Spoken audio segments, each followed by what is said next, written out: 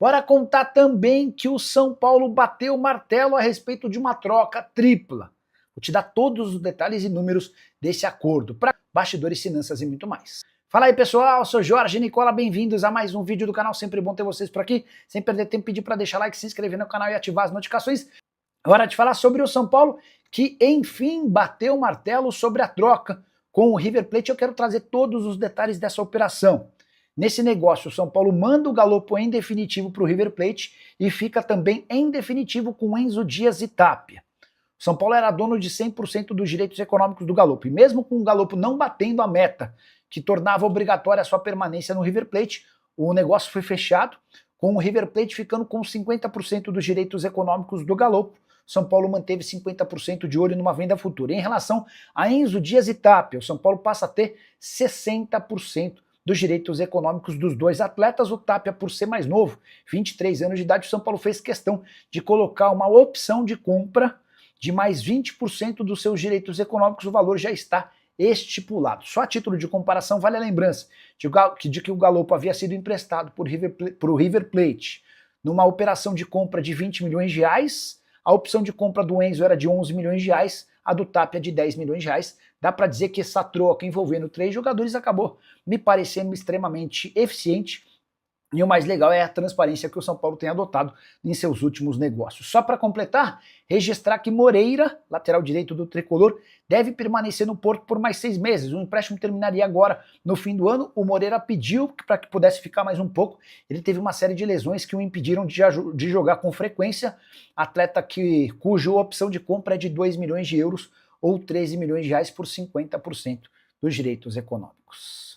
Hora de falar sobre o São Paulo. Qual a possibilidade de o Tricolor envolver Marcos Antônio no negócio por Alan do Flamengo? Já contei para vocês na segunda-feira que o São Paulo entrou em contato e fez proposta oficial ao Flamengo para ter Alan por empréstimo até dezembro. Volante que perdeu espaço com o Felipe Luiz, nem sequer viajou para a disputa do Intercontinental de Clubes, torneio que aconteceu no Catar no mês de dezembro. Pois bem, a proposta do São Paulo pelo Alan de empréstimo e o Marcos Antônio, um velho sonho do Flamengo e em especial do José Boto. Eles trabalharam juntos no Shakhtar Donetsk e também no PAOK. Diante desse interesse, tem muita gente especulando que o Flamengo pode comprar o Marcos Antônio, colocar um dinheiro e ainda emprestar o Alan como contrapeso. Ou até, quem sabe, fazer uma troca em definitivo com dinheiro. O São Paulo assegura que não tem interesse em colocar o Marcos Antônio na negociação do Alan.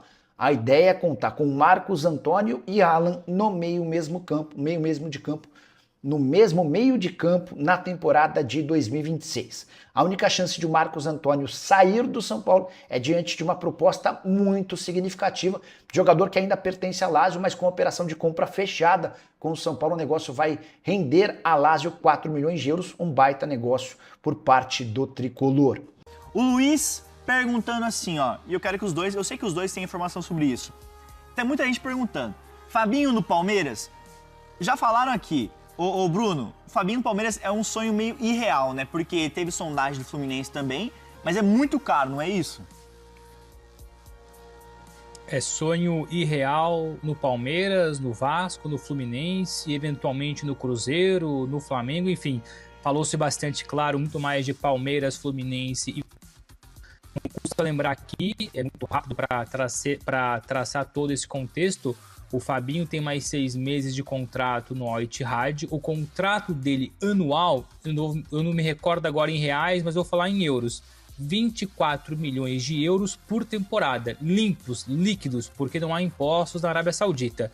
Então, fazendo a conta aqui, ele tem mais 6 meses de contrato, mais 12 milhões de euros para receber. 12 milhões de euros para receber em 6 meses. Dá quase 78 milhões de reais, muito Bruno. pouco provável. É isso, se eu não me engano, então, fazendo a conta aí, sei lá, mais de 10 milhões de reais por mês, se ele fosse cumprir o mesmo salário no Brasil, por exemplo. O que não vai acontecer, está muito longe da realidade. Só que para Palmeiras sonhar, para Fluminense, Vasco sonharem, primeiro ele tem que rescindir o contrato no Al-Ittihad. Se dependesse só do Al-Ittihad, o Al-Ittihad rasgava o contrato e falava, olha Fabinho, obrigado, pode ir embora. Só que o Fabinho vai querer cobrar os 12 milhões de euros ou perto disso. Então, primeiro tem que existir um acordo amigável entre eles, um cede aqui, outro cede ali, para conseguir a rescisão amigável, para depois os brasileiros sentarem para conversar com o Fabinho, que nesse momento, também é importante frisar, pensa muito mais se sair da Arábia Saudita, permanecer fora do Brasil, potencialmente na Europa, porque ele ainda tem ali uma réstia de esperança em relação à Copa do Mundo. E o Fabinho tem 32 anos, tem lenha para queimar ainda no futebol europeu.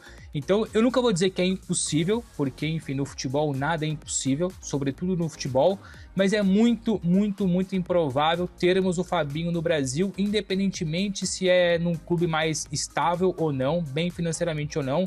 O Fabinho primeiro tem que rescindir, é muito dinheiro em jogo na Arábia Saudita e a preferência dele hoje passa pelo futebol do estrangeiro, sobretudo a Europa. Ô, André Hernan, e já aproveitando, tem uma outra pergunta aqui que mandaram no chat sobre Hulk no Botafogo, e eu sei que você tem informação. Me responde aqui, a gente tá falando de Palmeiras, tá falando de um camisa 5. O Palmeiras ainda tá de olho num camisa 5, é isso, né? O Marlon Freitas, ele não preenche essa lacuna, não é? Não, o Marlon Freitas é um camisa 8, né? A gente tem falado isso aqui, mas a característica dele, o Marlon Freitas é um cara que não tem tanto gol, né? Ele não é aquele meia, quase que camisa 8, meia, que chega no gol e tem essa facilidade. Ele é um jogador que constrói jogadas lá de trás e é um jogador que destrói jogadas, né? É um jogador que é um jogador de marcação, um jogador mais de força e tudo mais, e exerce uma liderança. Com isso, a ideia do Abel Ferreira é ter mais liberdade para o Andrés Pereira. O Andrés é um jogador que acabou, com a lesão do Evangelista, tendo que ficar muito para marcar e distribuir jogo. E o Andrés, ele começou, para quem não lembra do Andrés, no começo da carreira, fora do Brasil, ele era um camisa 10. Ele era um jogador que construía jogadas, era um exímio camisa 10. Então, assim, hoje é um jogador que a chegada do Marlon Freitas pode ajudar também a liberar um pouco mais o Andrés Pereira. Então, essa é a ideia. Mas o Marlon Freitas também não é aquele cão de guarda, número 5, aquele Aníbal Moreno, quando chegou ao Palmeiras, que era o cara do time, era o terceiro homem de zaga, saía para a bola, e que o Palmeiras também tentou fazer com o Martínez, mas o Emiliano Martínez não teve esse sucesso dentro do Palmeiras. Tanto que deu uma proposta aí nessa janela, tá? Vamos ficar de olho numa possível saída do Emiliano Martínez, que pode acontecer, é real essa possibilidade, tá? Então, assim, por isso o Palmeiras vai atrás de um camisa 5, de um volante, e o que a torcida quer muito nas redes sociais, todos os dias, meu inbox aqui no Instagram, no Twitter, menções e tal, o torcedor do Palmeiras quer saber do Fabinho, mas o Fabinho é uma operação que não é tão simples. Porém, o Palmeiras continua de olho nessa situação. Do Alan, estão perguntando. Então, vamos lá, do Alan. Ele é jogador do Flamengo, porém, com a permanência ou a renovação de contrato do Felipe Luiz, o Alan perde muito espaço, né, no time do Felipe Luiz. Ele tem perdido espaço. Então, é um jogador que o mercado observa e observa muito. O São Paulo tem interesse na contratação do Alan. O São Paulo...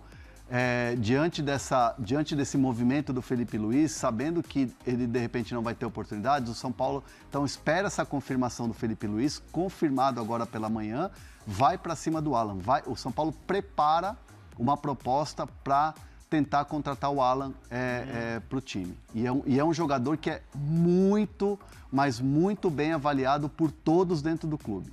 Então, assim, não é de agora que todo mundo está vendo o Alan agora, uma oportunidade de mercado. Não, já é um jogador que vem sendo avaliado e que vem sendo monitorado pelo São Paulo. Também pela saída do Luiz Gustavo?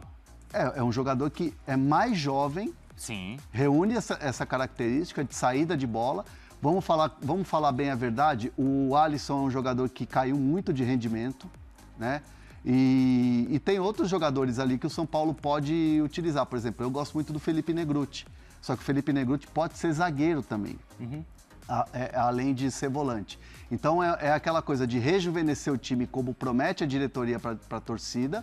E o Alan é um jogador que chega com um toque de experiência, com marcação, saída de bola. É um jogador que agrada muito o São Paulo. Então o São Paulo prepara uma oferta, prepara uma conversa para tentar contratar o Alan. Aqui, o Peppa Rebaixada mandou aqui, o Felipe. Vai, lê o Pepe rebaixado. O Alan a gente leva no aeroporto e ainda leva o Emerson Royal junto. Mas você tava com o Emerson Royal outro dia, foi muito bacana. Aqui eu não falo mal do Emerson Royal, não. Aí tem isso também, tem um ranço da torcida do Flamengo muito grande, ó. Leva o Alan, Mas leva com o o Alan. Alan acho que é maior a rejeição, não é? Então, eu não consigo entender por quê. Vamos lá, ele teve alguma falha gigantesca ou foi um jogador que foi muito abaixo? Eu acho que ele acabou, entre aspas, sofrendo com algumas trocas de treinadores. Por exemplo, com o Tite gostava muito dele. O Tite dava mais oportunidades. O Sampaoli era lá e cá, lá e cá. Com o Felipe Luiz, de fato, ele não tem a característica de jogo do Felipe Luiz. Teve algumas oportunidades? Teve.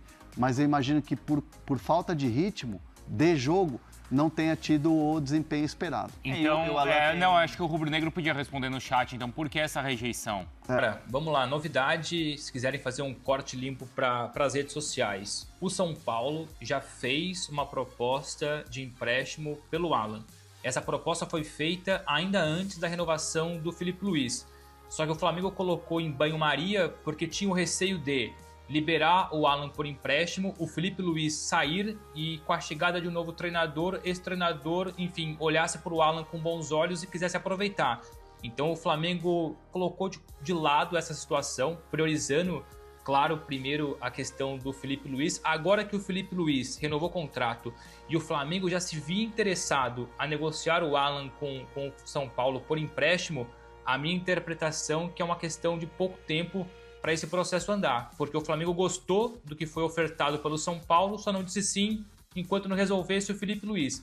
O Felipe Luiz está resolvido, foi anunciado hoje, então é uma negociação que caminha aí para ter um desfecho positivo, o Alan trocando o Flamengo pelo São Paulo por empréstimo. E é importante a gente citar que é um jogador que não estava atuando, estava tendo poucas oportunidades no Flamengo, e o que o São Paulo pode proporcionar pro Alan é aquela coisa assim, de tipo, aqui você vai jogar, aqui você vai ser importante, aqui você vai ser protagonista, aqui você, assim, coincidência ou não, o executivo de futebol do São Paulo, Rui Costa, foi quem contratou ele pro Atlético Mineiro na época.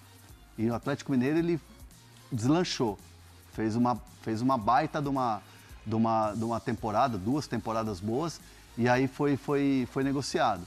Então, assim, é um jogador que, óbvio que o São Paulo, por si só, a camisa pesada que é o São Paulo, não está num grande momento, é bem verdade, não está num grande momento, tem muita notícia ruim de fora e tal, isso espanta alguns atletas e empresários na hora de negociar, isso é bem verdade, mas no caso específico dele, é um jogador que o São Paulo usa muito isso, ó.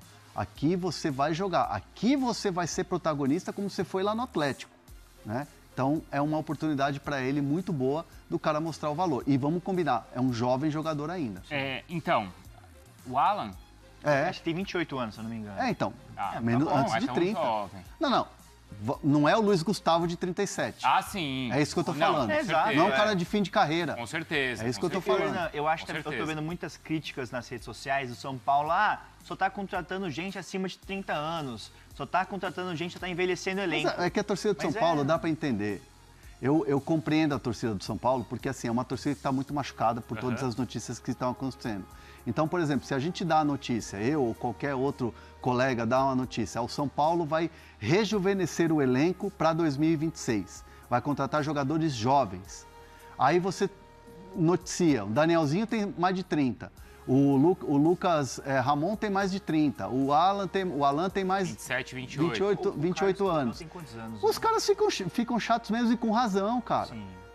Não dá pra tirar a razão da torcida do São Paulo. Sim, a torcida do São Paulo tá certa. Porque viu que foi um problema que o elenco sofreu nesse ano. Ou vem sofrendo já há alguns anos. Essa questão dos desfalques.